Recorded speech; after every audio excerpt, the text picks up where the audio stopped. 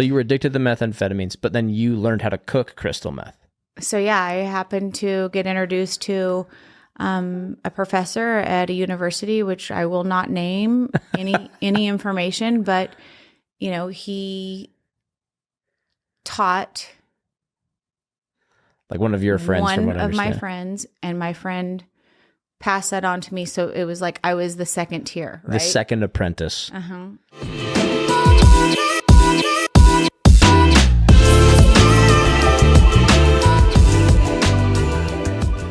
I'm Nicole Younger. This is the Nicole Younger Show, and I'm having my producer interview me today so that you can get a little bit of insight and background on my story. You might have seen some of it on another podcast with Cody Addant, but here's a little bit more insight, and Blue Farm Media is here to help me expose that. Let's start with the last pretty wild thing that I did, which was almost 4 years ago. So just out of COVID, I was working, I've always been working in the real estate industry. I started working for a title and escrow company when I was 16. Fast forward to when I was 50 years old. I'm managing, I'm an office manager of a very large real estate company, Corcoran Global Living. We had almost 150 agents in 3 locations in this little tiny town. And I was doing that, and also as a transaction coordinator, which means I just do the paperwork for the agents, right? From contract to close. They'd hand me the contract, walk away, and they'd get a check in 30 days. And I would have done everything between them getting into contract and getting their check, which I loved. And so COVID happened, and I was like, man, they sent me home, right? They sent everybody home. Taking my file box home. I'm like, okay, I got to do everything from home. I realized, why am I working for somebody where I'm chained to a desk when I can do this as my own business? So I started my own business, and very quickly I realized I can do this from anywhere. And COVID was making me think, oh my God, we're all going to die. The end is coming, those end times that people, crazy people talk about.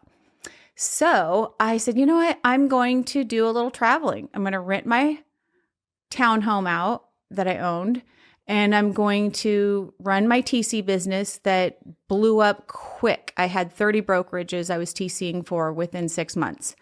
So my 3-year goal happened within 6 months. Whoa. So yeah. And that was 6 months into COVID, and the mandate, where you had to special knock to get your hair cut.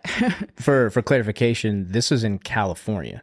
Yes, this is in California. Right. Yeah. So I think COVID, it's funny how we all experienced the same pandemic, but the severity was different depending on where you live. New York was freaked everybody out. If you watch the news every day, which I kind of became obsessed with it all of a sudden. Right. And they're showing the bodies building up and no place to put them.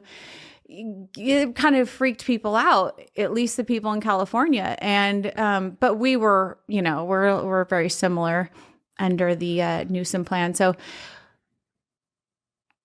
yeah, I was like, okay, well, I'm going to travel and do my job, which I can do remotely. All these brokerages that I work for, they've never even met me in person. They just know me and have hired me. So they won't know what state I'm in as long as I'm doing my job. So I had met somebody, and he's like, I was at a business lunch, and I met somebody that was also at a business lunch from Utah. He was in California, and once our business meetings ended, we're both there, and I'm having a drink, and he's like, yeah, you should come to Utah. And I was like, why would I ever go to Utah? I was literally serious about that. Utah, Idaho, those are not on the list. Yeah. So I don't know, within 3 weeks, I started figuring out my plan of where I was going to go. And Utah, I said top 10 states, to visit. And Utah had 6 out of the 10 because of all the state parks. I'm like, I guess I better go to Utah. Yeah. And I visited Utah, and for 3 months in a row, I came back every month. The third, and I would stay at Entrada here. Oh, cool. Yeah. And I was like, oh my gosh, Utah is amazing. It's so beautiful here. And the people are really, really nice. They're almost unusually nice. Yeah. And so, yeah, my third visit. Was it kind of weird coming during COVID, right? Like, it was weird because nobody was wearing masks. Like, nobody cared about it here. There was no masks. Yeah. Kids were in school, and in California, I couldn't even go to a restaurant. I couldn't get my hair cut. I couldn't do anything. So it was very odd. And I thought, why is it so strict in California? But here in Utah, like, nobody's wearing a mask. I'd see like 1 in maybe 30 people wearing a mask. And I assume they probably had an underlying condition, right? Yeah. And that's why they were wearing it. So yeah, it was very interesting to me, the differences. Right. Which also felt so good when I got here, because it was like I could go into the grocery store without fear. And the little kids weren't feeling like the air was going to kill them, right? And yeah. I go back to California, and everything's behind plexiglass, for one, because, all of the rioting and the looting and stuff. And none of that was happening here. So I felt a sense of ease. By my third visit, I decided to build a home here. Yeah. And I didn't even go home to sell my house. I sold my house without even going home from Utah. Oh, that's cool. I didn't know anybody here. I didn't have one single friend here. I met somebody in California that encouraged me to come to Utah, but I had not even like somebody that I knew on like an social media. Not even an acquaintance. No one. Wow. And so, yeah, it was very interesting. And what year was that? That was mid-COVID? Mm-hmm. So like that 21, was 20? The end of, it was September 20. That's crazy. 2020. Mal and I moved here in August of 20. Same thing. Mal's from here, so it was a little easier. But yeah, we just up and moved, and it was like the perfect timing because the housing prices hadn't quite jumped up to what they are now. Right? I don't know what it was like for a build. But to me, from California, I thought it was dirt cheap. Yeah. Okay, so I sold my 1,350 square foot tiny condo that I shared walls with 2 different families. Somebody on this side, somebody on that side. Ooh. I owned no land, right? My 1-car garage wouldn't even fit my Toyota Highlander because that's how little the 1-car garage is. You don't own anything. The HOA was $350 a month for that. And I sold that house for $560, and I built a 3-bedroom, 2-bath home on land at Desert Color for $540. I made $20,000 off of it. And my HOA there for that pool, have you seen the pool over there? Desert Color is amazing. It's 3 football fields long. The pool. Yeah, it's one of the best communities in St. George. So I built that house, made $20,000, and my HOA went from $350 to $105. Yeah. And the $105 didn't just include the pool, but high-speed fiber optic to internet. Yeah. And my property taxes in California was like a couple bucks shy of $7,000 a year for that tiny little shithole, and here it's $2,300 a year for a full-fledged house on land with 3-car garage. Yeah, I was like, what? And I have never seen graffiti here. I play a game. I've played it for 4 years. If I can find litter on the ground, I've 2 times in 4 years found litter. I've only seen somebody asking for money, like panhandlers, maybe 3 times. I know for sure 2 times. Could have been 3 in the 4 years I've been here.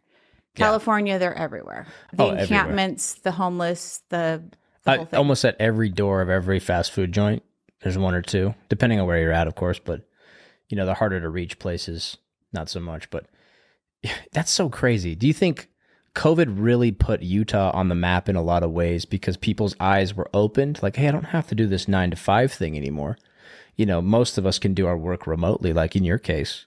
And so all of a sudden, Utah, you thought was like, I don't know, maybe you've heard about it, some national parks or movies were filmed there or something, or that's I where had really never heard yeah, that's where the about it. Mormons are. That's about all people. But yeah, like nobody thinks about Utah.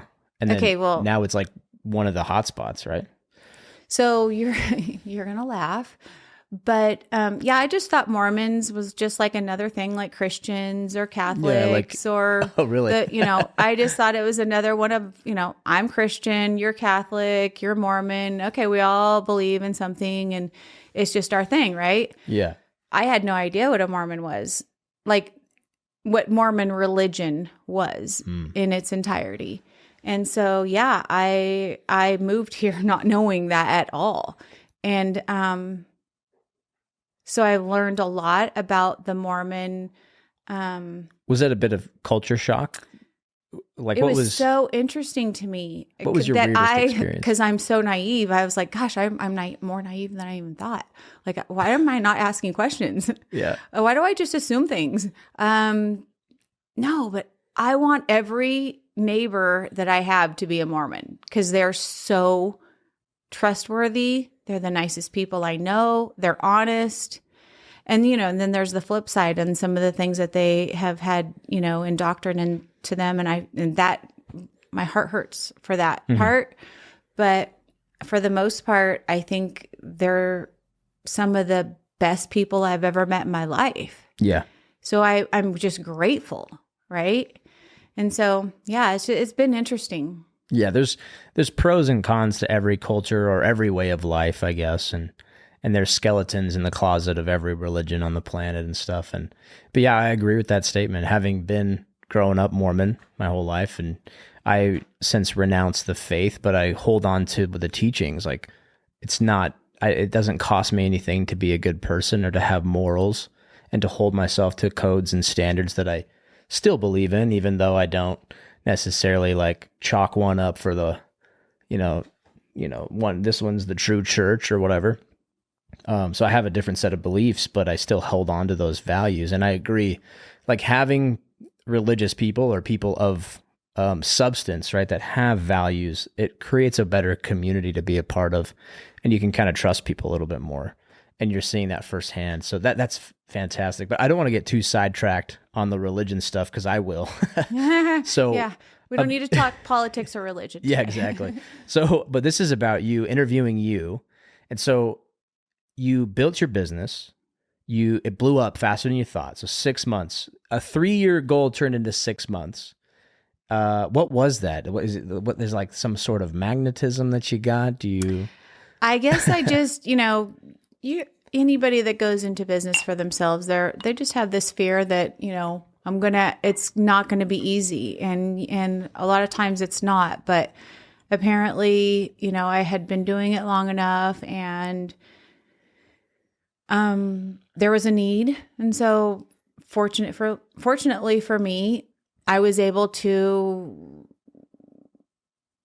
I was sitting at a desk where I was getting paid hourly, plus I was getting paid to be their transaction coordinator. So it was like 2 separate incomes. And I needed to match that as quickly as possible, those 2 incomes into one.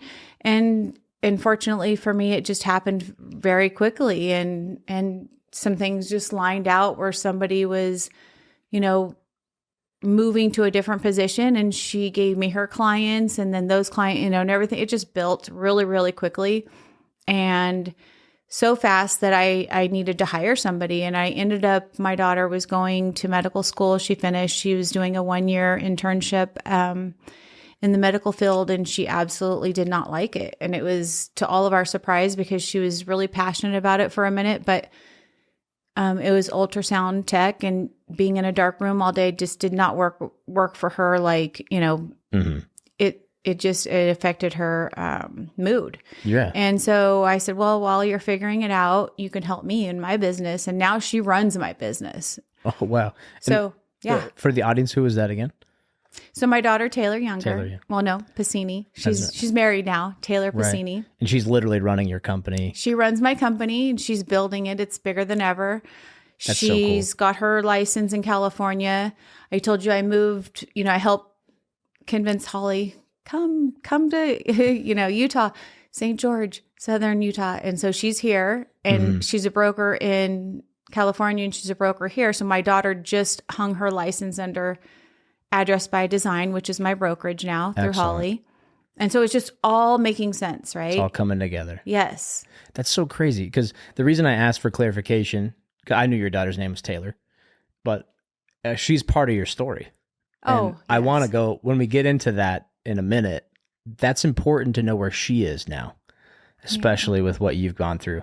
And so we'll get into that in a second. And this is, Cody's going to be bothered because we didn't do this on his show, but this is for your audience. So Cody can stuff it. But, so it's funny that like at this time of like probably the most fear that we've had as a nation in a long time with COVID and just, there's already fear involved with starting your own business, right? There's already a base level of fear. And then on top of that, all the economic stress and fear of like, the air was toxic, right? In some states, but other states seem to be doing fine. And so there's just this level of fear that's controlling. You still chose to go against the current and choose a harder road because you knew it would equal a better lifestyle for yourself. And now it's like all panning out. I think that's just like the most poetic thing that when people I've interviewed on my podcast or in the studios here, they've all been like that, where they chose something harder. They chose the more uncomfortable route. And then all of a sudden, it's like magic. Everything just pans out for them. And I just love that message that you're preaching there. But yeah, well, I'll be honest. I always choose the harder route. And sometimes I'm like, why do I do this to myself? I really do. And I feel like if I'm not stressing myself out with the challenge that's so big that it scares me and it questions, why did I even get into this? Because I won't stop once I decide, and all it takes is a thought, and then I've decided. Once I've committed myself to a goal, I will go after it. And almost every time I'm like, you're a stupid ass. Like now you have to keep going and you are miserable and you're stressing and straining. And then I get through that transition and I'm like, this is awesome. I don't take enough time to celebrate the wins. I really don't. I'm like, okay, I passed the finish line. Now what? yeah, And I really need to, like I had a mentor years ago. I really need to take a minute to celebrate wins. can we take a minute right now to celebrate? Because you've had a hell of a day today. I have. And it was pretty cool that I came over here and I was like, I unpacked it for you. Yeah. And I was like, you need to be really happy instead of really stressed because you've been go, go, go, go and made this accomplishment, this and that. And usually, 3 in one day usually takes me Right. 1 in 3 months is the kind of how it works. So yeah, cheers to that. Let's do it right now. Cheers to that, Nicole. Cheers. Cheers. That's awesome. So as I understand it, you started out your business during COVID, during one of the biggest waves of fear, I think, just gripping people. And I think a lot of people were waking up at the same time, which is really cool. And the reason I wanted to start with your wins and where you're at today, right? You're a successful business owner, successful real estate career, as well as all your time spent in, was it title? So title and escrow. Mm-hmm. So, and I used to do mortgage loans, and so I'm very familiar with title and escrow, but like, it's so cool to understand how you got started there. So if you can, I want to walk it back to where you once were, is there anything else you want to touch on more about, current state of affairs? Yeah, no, I don't, because then it would just kind of look like me bragging, and that's all right. That's though. Not the case at all. That's what everybody does with the podcast, so it's totally okay. I don't need to do that, but I did have like this little epiphany. I did have an epiphany, and maybe we can like touch on it after I talk about like Sure. where I came from. All right, let's punctuate that then. We'll come back to your epiphany because when you came in today, you were very elated. Like a lot of good things have fallen into place even just today on top of everything you've said. And so I hope your epiphany is related to that, but we'll come back to it. It was just some really great wins today. Okay. But when I did like a pan out of my life in the last 3 years compared to the 50 plus years before it, it was like, oh my gosh, in the last 3 years, this is what I have accomplished. So yeah, we'll come back. But yeah. So take us back as early as you want to go. My mom, I love her. I love her. Since I did my podcast with Cody, she won't talk to me. She's actually threatened to sue me because she's not able to like, her psyche can't wrap her mind around what I have confessed as being my life and where, I came from and some of the things that I've done that I'm not proud of. And when I exposed all of that on Cody's show, it wasn't to like undermine her, but it did. And I see that now. And so her and I haven't talked since that show, and she's very upset. Oh no. And so, I talked about just my childhood, not having any parenting growing up, pretty much being on my own. And she disagreed with that a lot. And I understand her childhood compared to mine was tenfold worse. And so I feel like, she's got a lot of unpacking herself to do before she can even admit or be aware of what happened. She probably thinks she was a great parent compared to the way her dad was with her. So, and we don't need to go into that, but let's just say that I feel like I was on my own since about 9 years old. I was the parent. I was the provider. I was the everything. I was alone and figuring it out. And so, yeah, I was lucky to have somebody at the high school realize she's not even going to pass high school. I barely passed a grade since I'm a second grade. There was lots of summer school programs for me.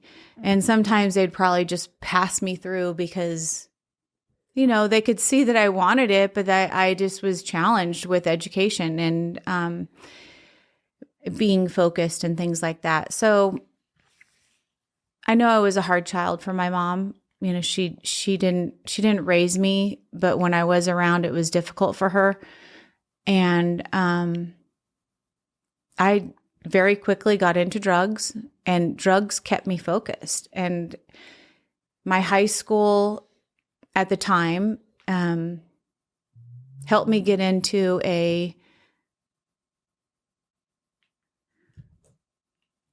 my high school at the time helped me get into a position with a title in escrow company, like an ROTC, like you work while you're at school.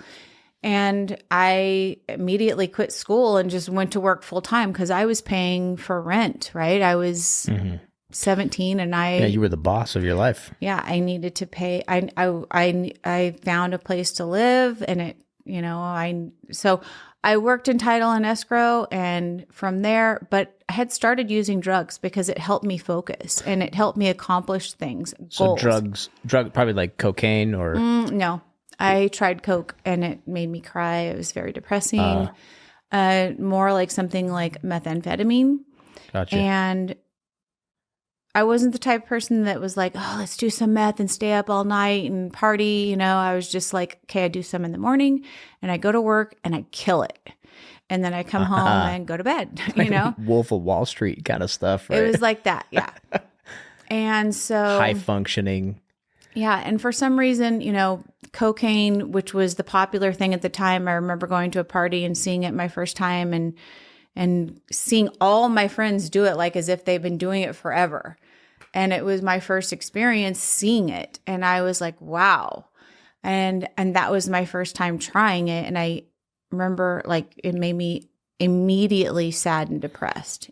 I felt this weird depression. And I told my mom about it, and I just couldn't help myself. And she's like, she just wanted to get rid of me. Everything I did was too much for her to handle, which I understand. But it was the first time, and I just never wanted to do that again. But I had tried methamphetamine, and it just cleared my head. And I realized that, okay, I can function. Had I not quit school, because I already quit school just to be able to afford rent, as a young child, I probably would have finished school had I been on something like Adderall or one of the other drugs like Adderall, because that's what methamphetamine did to me. Right. And they're all kind of, I might be wrong on this, but they're kind of linked to an opioid or to some sort of methamphetamine or a similar family. Those high focus drugs, very similar. But yeah, so that's how big of a dose would you take? You said you would take it in the morning. I mean, I'm not super familiar. The people, when I think of meth use, I think of like a spoonful. I wasn't shooting it up. Shooting it up, right? Yeah, no, So I would do, like just a little line of methamphetamine, and I'd go to work, powder, and I'd go to work, and at this time I just got my driver's license. I was just barely 16, and I was doing a great job at work, and it was like a medicine for me, but it was no doubt a drug, right? Oh, yeah. It was a drug. It was something I had to like keep secret, and and like the negative side effects too. It made me feel confident and made me feel like I could stay focused. And up until that point in my life, I never felt like I fit in. I always felt like if I had a friend group, like I always felt like, it was just because they were feeling sorry for me, or was I really fitting in? Or I was always self-conscious. Like, okay, everything I do, said, and the way I behaved, I just didn't fit in. I couldn't do sports because I never made grades. So I didn't have a group anywhere. Kind of a floater. Yeah. And so I always acted out pretty much, or was the one, fortunately for me, I wasn't ugly in school. So I had that going for me. But that's usually not enough, with girls and teachers, when you can't sit still in a seat. When you just can't focus, and then reading and writing was a huge challenge for me, especially spelling. I could not spell to this day. Thank you, spell check. I love you. I think that's everybody now. Yeah. Yeah, we use it. Yeah. So yeah, there was a lot of things that kept me from just living my intended best self. Right. And so I was always outside my head. And so, once I tried methamphetamine, and it was close to about the time I was 16, it was like everything just kind of aligned, right? My head,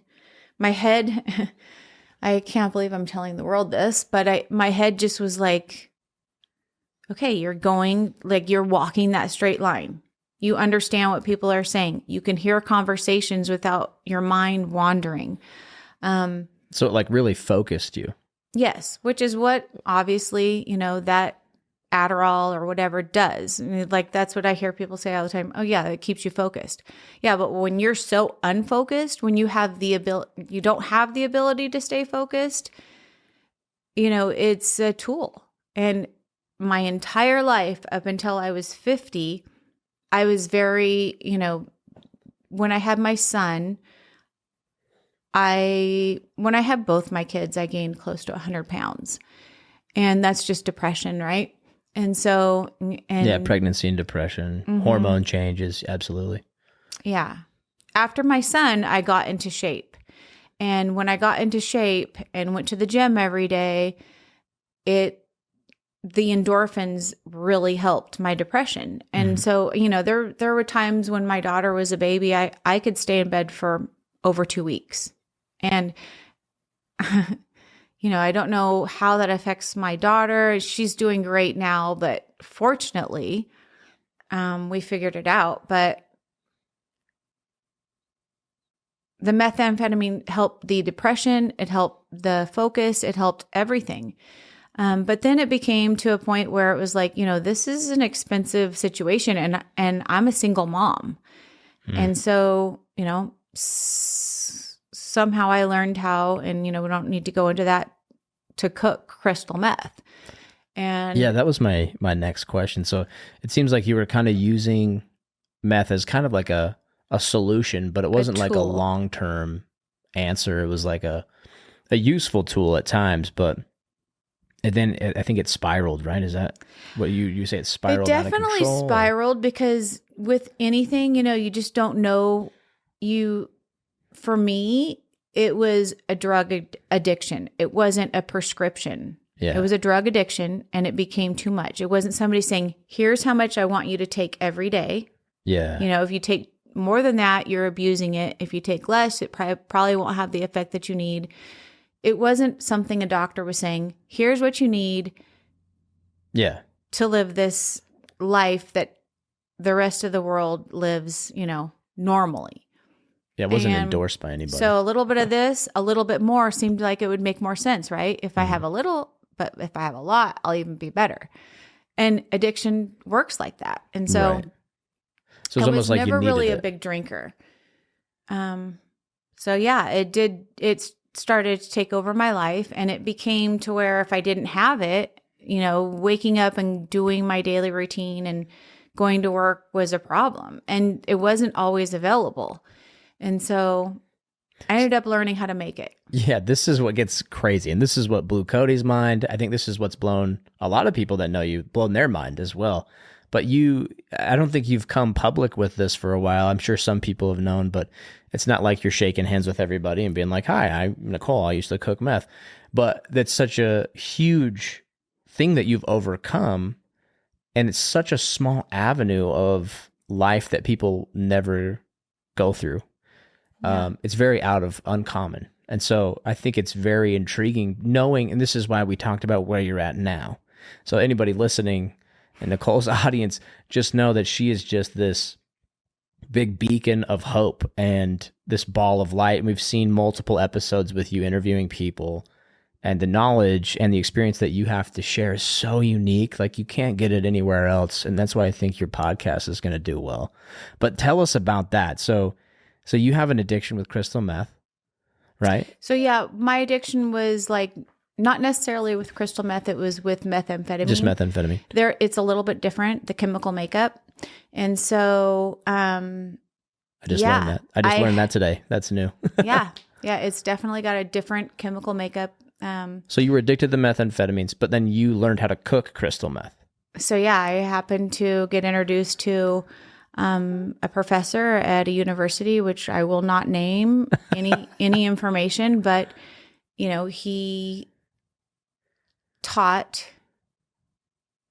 like one of your friends, from what I understand. One of my friends, and my friend passed that on to me. So it was like I was the second tier, right? The second apprentice. I mean, everything kind of like probably gets lost. Some things get lost in translation as you go down. Sure. Well, I was second in line, and she worked with me for a while and showed me how to make crystal meth. And I eventually went out on my own doing it. And I'm not proud of this by any means, but I will tell you, like, if you had a Pyrex like baking dish where you would make brownies in, and you lifted it up and it was clear, you would see nothing. Like, it was crystal clear, but there could be like this much crystal meth in the bottom of the baking dish.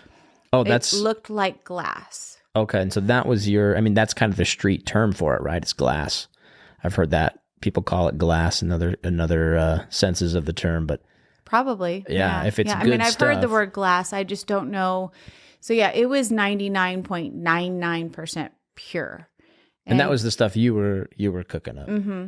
So if I sold somebody like an ounce, they could put like 5 ounces of something else on it and still be pretty darn pure. Like, it was so pure, it was ridiculous. I had people come to me and just kind of like, like the Hells Angels and the Misfits, which is a form of the Hells Angels that are not doing good. Like Hells Angels is a really cool biker group that do really great things for, for people that are not as fortunate. Yeah. The misfits are like the total opposite. Like they're coming to destroy you. Also biker. So that's why. So anyways. So a number of criminal elements. Yeah. I've had people tell you. me like, you cannot be putting this out on the streets anymore. It's too pure. It's like I was warned. By the time I was done at the end, after like 3 years, almost 3 years, and I at that point when I stopped and I had been using and cooking, and then cooking at the end, it was like 13 years of me doing drugs. I wanted to stop so bad. I was like, this is like a monkey on my back. And I knew that somebody was going to capture me, put me in like a little single wide and lock me in and just have me cooking drugs. And I'd never see daylight again. Basically, that's what I was told. It was what I was approaching. Mm-hmm. And that happens. That's another form of human trafficking, is to, force somebody to do work that they're not wanting to do like that. So yeah, for somebody with your looks and your talent in that business and that pure. So when they were saying it was so pure, was my heart race? It does. Because I was really lucky that, I just feel very, very fortunate. Yeah, that's crazy. And so is it too pure that it was like dangerous to use for some people, or was it too pure like it was putting other people out of business, so to say? It was so pure that it was just too strong for people that couldn't handle it, right? That haven't had built a tolerance to that, right? Okay, so the real meth heads, like they were after your stuff because it was the best they could get. Because they have a tolerance. I didn't really have a lot of customers. I just had a couple. There was 3 main ingredients that went into, into the production, and I would have people go out and get those ingredients for me. Well said. And there was a trade system involved, and Nice. those people would ultimately sell to other people. And I had a couple friends that, obviously the people I surrounded myself with would dabble in it, and it could cause divorces and change, the path of somebody's life. It's not a healthy thing. And I was addicted and I wanted off. I tried quitting for 2 years, over 2 years, but for 2 years straight, I'm not kidding you, I tried quitting every single day. And I felt horrible that I couldn't do that. Like, I was like, why can't I quit? And there was a little period where I did quit for 2 weeks, which was amazing. Thank you, Alanis Morissette, for your, album, Jagged Little Pill. It really helped. But yeah, it was a very hard thing to do. I had to move to a town where I knew nobody. And so, in California, I did that. And I had the help of somebody that I love very dearly that helped me do that. And that's crazy. I slept on a couch for 30 days. Yeah. And I remember the first day I got up to my friend, Ed, he says to me, we need to go for a walk. We need to walk around the block. Yeah. And I can tell you to this day what every crack in the cement looked like. Like, it was so difficult. And, but from then on, I just kept going. And my daughter at that time, she was in kindergarten. Wow. So let's back it up a little bit. So 13 years total of drug use, and then 3 years like cooking. At the end of the 13. At the end of the 13 of cooking product. And so so you had a daughter at this time too, when you started cooking. Was that when your daughter was born? So I had quit. So I lived in Southern California. When I found out I was pregnant with my daughter, I told the father, and he beat me up with his steel-toed boots, and he was intention to abort the child. And I got on a bus, a Greyhound bus, and I came back to California where my mom lived, and I told her I was pregnant. And this is the part that's really hard for her. But she told me if I had the baby, she would never talk to me again. And she spent the whole 9 months, pretending like I was living with strangers from a church. Like every month they would send me to a different house to live while I was pregnant. And one of the households was wanting to adopt the baby, and I was going to give my daughter up for adoption, but I got strong enough through the 9 months to where I was like, there's no way I'm going to give my baby up. Right. And they were very kind, and they understood. And, but at the same time, that led me to the next house, because they're like, we want to adopt a baby. We're not here to house a pregnant person. So I went to the next, person's house that was within this church, this Christian church. And then one day I was like 8 months pregnant, 7.5 to 8 months pregnant. And I would go to church every Sunday, to this Christian church. And I don't know, it just like, I would cry every Sunday. And I know now what it was. I was just kind of healing, right? I was coming off of all that substance. I was learning. I was in, not every church is the same, I've come to find out, but with Christian church, they give you a message every Sunday. They have a message that they're telling their congregation. And every Sunday it seemed like they were talking to me, right? Yeah. And it felt so good, but it also would make me cry. And this particular Sunday, the pastor asked me to stay after. And there's hundreds of people in this congregation, and they all left, and I'm sitting there. And so the pastor comes over to me and says, I want you to meet somebody. And I said, oh, okay.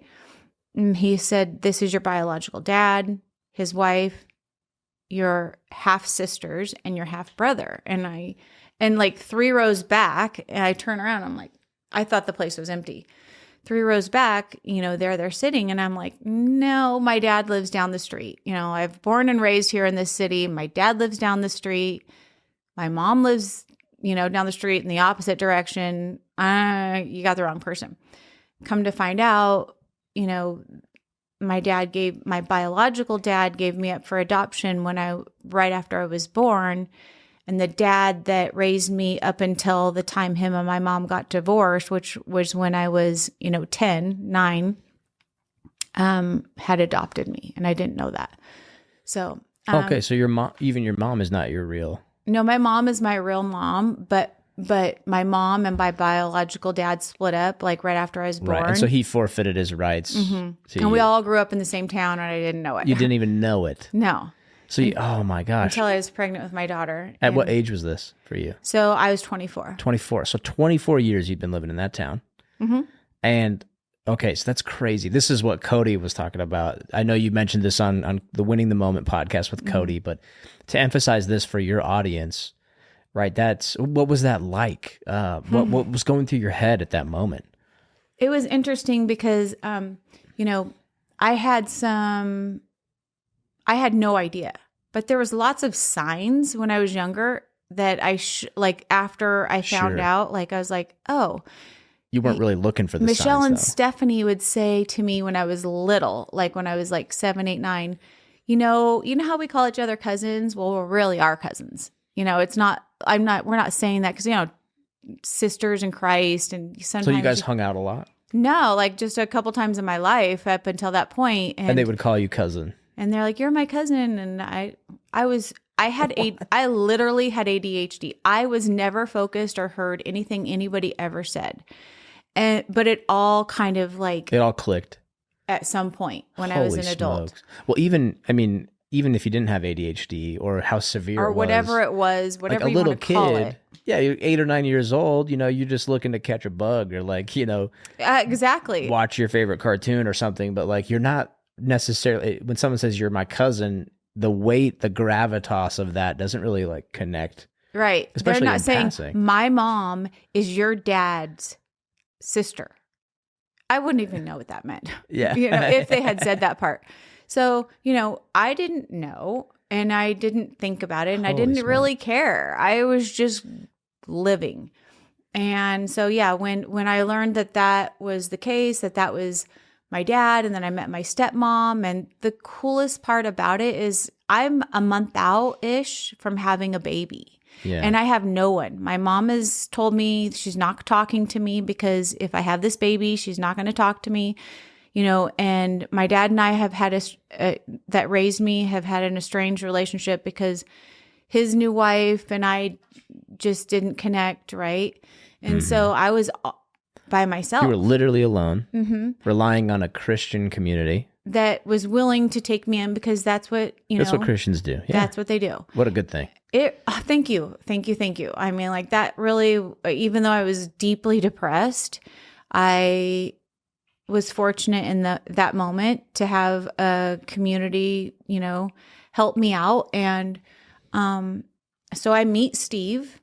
Steve is my biological dad. Okay. And Judy, who's now my stepmom. Did they ever say, like, were they waiting to like initiate contact? They said they've seen me around town, but they didn't. My mom and my dad, John was the dad that I thought was my biological dad. They just asked that, he let me, that he let them raise me as their own. And he agreed. And so, yeah, he said he'd seen me around town. He'd been right behind me at a store waiting in line to pay, and just knowing that was his daughter. And he kind of explained some of those things. We had lunch quickly after I met him at church. He's like, would you mind if, they showed me the birth certificate, a picture of me, my name, Nicole Annette Grimes, which that was the first time I saw the word Grimes. I'm like, that's not my last name. Especially associated with your name. You're like, what? And so, did your mom confirm this all later, or did you? I still wasn't talking to my mom yet. She wasn't talking to me because I didn't get an abortion. Yeah. And so, we hadn't addressed that yet. But the coolest thing is that when I gave birth to my daughter, like within a month, Judy, my brand new stepmom, was there in the room with me. And I had no, like she was like, had I not had her, I would have been giving birth to a baby alone. Yeah. And the bond between Judy and I, like I just can't even, she's a wonderful, wonderful person. Oh, she's got to be. Yeah. I mean, that's, wow. Just to have that alone, not even, the drug use or the cooking or everything else in your life, that alone is such just this moment I want to highlight. And thank you for sharing that. This is your podcast, of course, but I just feel honored I'm interviewing you. I feel honored that we get to work with you. But that's so crazy that out of nowhere, you have this Christian community that's helping you. You've been abandoned on every front. And then it's like you had this like extra family just waiting. Yeah. So it was perfect that they showed up. I mean, I didn't know about it, but then after I found out about it, it was like, oh, okay, well, now all these things that I remember kind of hearing, like, oh, okay. Like I just said, sorry, we took a break to give Nicole a little break. You're composed now. So again, thank you for sharing that. And I think you're going to influence a lot of people just in general with this show, Nicole. We're really happy. I'm so honored that I'm interviewing you on your show.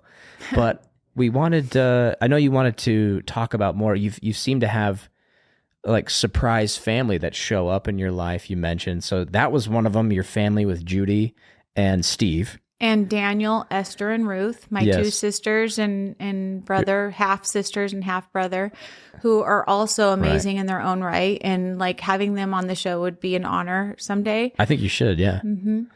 Yeah, but then a few years after that, I found out that I have, I got a call from a young lady who's just a few years older than myself. Her name's Debbie, and turns out I have a sister as well, another sister. Wow. So, we can talk about that. Are you just like looking for family around every corner? I'm like, anybody else want to come? Like, it's not like I'm a millionaire. I haven't won the lotto yet. I don't play, but like every person you meet, you're like, are we related somehow? Maybe. That's awesome. So yeah, we'll get into that on my next session, but I definitely need to say that I'm very blessed. Yes. I agree. I think I think everybody is at a basic level, but to see your story, to hear it is such an amazing treat. And I hope everybody sticks around to listen to this. I hope I get to interview you again. I think we should do this periodically, so your story is mixed in with all your guests. But I wanted to touch on too, you wanted to shout out your brother. I have a note here about that. Yeah. Your brother. So with my first podcast with Cody, which was a coming out podcast, Cody didn't even know that I was going to be getting to that, which I probably should have given him a heads up, because I could have made that hour a lot better. I could have gotten to the fact that I love my mom. She did the best that she possibly could with the tools that she was given from her childhood. Instead, I didn't get to that, and it's caused some conflict. And I also said on my podcast, my brother and I didn't really have a relationship growing up. Not your typical relationship, because we were split up. But now he he always was then, but he is like my hero. Like, he's somebody that I love, that I look to for advice, that I like. He's the best dad, husband at times. Sharon, I know he has a little issues sometimes. He doesn't understand women quite as well as women will. We don't understand ourselves, so I don't know why he's trying to figure us out. But he's working on it. But he is just an amazing man, and we're like so close now. And that was my next question. You guys have really close. Big part of each other's life. Yeah, we make every attempt and effort to see each other as much as we can every year. I love his kids. And, I didn't get to share that on the podcast. It sounded like as if I was estranged from my brother, but no, we've circled back, and the bond there for me, I cherish it. Mm-hmm. Well, I think we should do this again.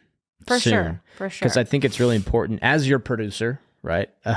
If you're wondering who's this guy interviewing Nicole, I'm the producer. Mallory's on the controls. Mallory and Blake with Blueform Media. But I think I should interview you from time to time. We should unpack this more, so people are understanding your story as well as the guests you're interviewing, because your guests are just as cool. But anything else you want to share in this segment? Nope, not right now. Put a pin in it for today? Yes, please. That's great. Well, again, thanks for letting me interview you. This has been so awesome. Thank you. You look amazing. I really You're appreciate winning. you guys. I feel like what you're doing here it's really neat. I mean, if you are in Utah, you should check out, Blueform Media. But if you're not in Utah, you should definitely watch their podcast. You have a cigar podcast, right? Yeah, it's on pause at the moment. It's more of like a live stream, but and we do people outside of the state as well. It's just a little bit different, but if you're interested with any, just call us. Just thanks for the shout out. That's awesome. Yeah, and I actually want to say, like, listening to my podcast, if you know anybody, or if you yourself are somebody that has been through something that is uniquely challenging, and you want to share it to inspire, encourage, help others heal through what they may have been through that's similar, reach out to me. I will have you on the show. You don't have to be in Utah to be on the show. You can be anywhere in the world to be on the show to share your story. Excellent. I think we'll leave it right there, Nicole. Thanks for letting me interview you. Thank you. Appreciate it.